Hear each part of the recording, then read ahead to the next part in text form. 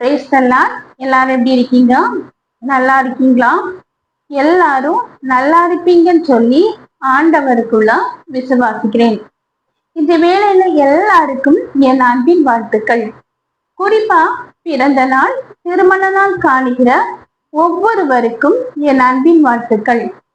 இன்னைக்கு சிந்தித்து தியானிப்பதற்காக எடுத்து கொள்ளப்பட்ட வேத வார்த்தை, கர்த்தர் உன் வாழ்வில் ஆச்சரியமானதை செய்ய போகிறார். ஆச்சரியமானவர்களே, வாழ்க்கையில ஏதோ ஒரு காரியத்துல நம்பிக்கை இழந்து போன ஒரு காரியத்துல, வேதனையோடு இருக்கிற ஒரு காரியத்துல, இது நடக்காது அப்படின்னு சொல்லி நினைச்ச ஒரு காரியத்துல ஆண்டவர் ஒரு பெரிய அற்புதத்தை செய்ய போறாரு. நீங்க ஆச்சரியத்தை காண போறீங்க.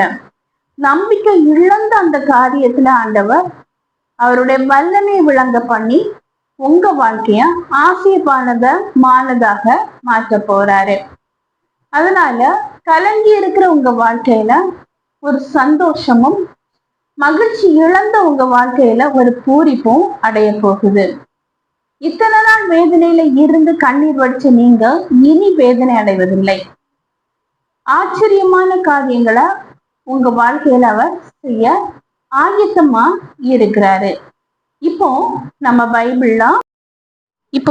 பைபிள்ல எபேசியர் 4ஆம் அதிகாரம் 32வது வசனத்தை எடுத்து நம்ம படிக்கும்போது, ஒருவருக்கு ஒருவர் தயவாயும் மன உருக்கமாயும் இருந்து கிறிஸ்துவுக்கு தேவன் உங்களுக்கு மன்னித்தது போல நீங்களும் ஒருவருக்கு ஒருவர் மன்னிங்களாமே. ஹல்லேலூயா. நம்ம வாழ்க்கையில ஆண்டவராகிய இயேசு கிறிஸ்து ஆச்சரியப்படும்படியான ஒரு காரியங்களை செய்யணும் அப்படின்னா நம்ம ஒருவருக்கு ஒருவர் மன்னிக்கிறவங்களா இருக்கணும். எப்படி ஆண்டவராகிய இயேசு கிறிஸ்து நம்ம பாவங்களை மன்னிச்சாரோ, அதே போல நாமும் ஒருவருக்கு ஒருவர் மன்னிக்கிற ஒரு குணநலங்கள் கொண்டவரா இருக்கணும். ஆனா பாருங்க, நம்முடைய வாழ்க்கையில ஏதோ ஒரு மனக்கசப்பு, யார் நிமித்தமாக ஏதோ ஒரு வெறுப்பு அப்படி இருந்தா வர நம்ம அதை மன்னிச்சு அதை மறந்து அந்த நபரை ஏற்றுக்கிறோமா அப்படிங்கும் போது கொஞ்சம் கொஸ்டின் தாங்க.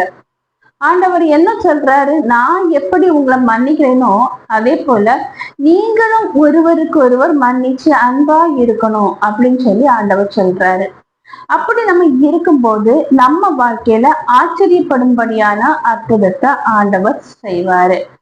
நம்ம வாழ்க்கையில நடக்காது அப்படின்னு சொல்லி நினைக்கிற அந்த காரியத்தை ஆண்டவர் நடத்தி காண்பிப்பாரு. ஆபிரகாமுக்கு வயது சென்ற பிறகு எப்படி கற்பத்தின் கனி ஆண்டவர் ஆசீர்வதிச்சாரோ, அதாவது வயது சென்ற பிறகு கற்பத்தின் கனி கிடைக்கிறது ரொம்ப கஷ்டமான ஒரு விஷயம். ஆனா ஆண்டவர் அவர் கொடுத்த வாக்குத்தத்தத்தின்படி ஆபிரகாமுக்கு குழந்தை செல்வத்தை கொடுக்கிறாரு.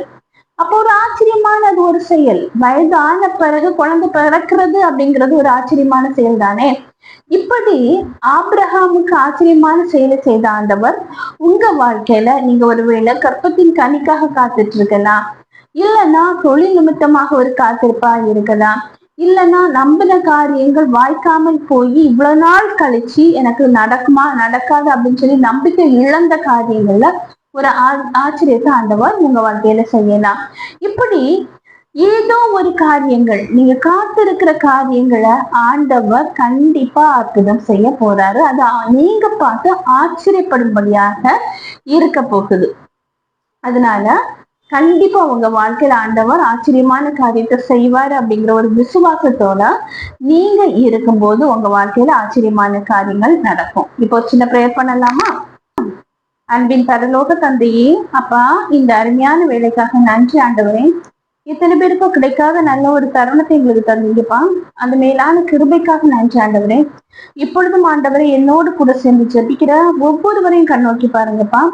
வாழ்க்கையில ஏதோ ஒரு காரியம் அற்புதம் செய்வேன்னு சொல்லியிருக்கீங்கப்பா.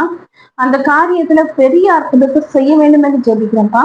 நாங்க எதிர்பாராத அளவுள்ள அற்புதத்தை நான் செய்வேன் என்று சொன்னவரை ஒவ்வொருவருடைய வாழ்க்கையில அற்புதம் செய்ய வேண்டும் என்று ஜெபிக்கிறேன் ராஜா. என்னென்ன காரியங்கள் இல்ல அற்புதம் நடக்காதா அப்படின்னு சொல்லி காத்திருக்காங்களோ அந்த காரியத்துல அவங்க எதிர்பாராத நேரத்துல நீங்க அற்புதம் செய்ய போவதற்காக நன்றி, அதிசயம் செய்வதற்காக நன்றி ஆண்டவரே. ஒவ்வொருவரையும் தாழ்த்தி உம்முடைய கரத்திலே ஒப்படைக்கிறேன். நீங்க பொறுப்படுத்தி வழிநடத்தி செல்லுங்க. மீட்பர் இயேசுவின் மூலம் ஜெபம் கேளும் அன்பில் இருந்த பரம தந்தையே, ஆமீன் ஆமீன்.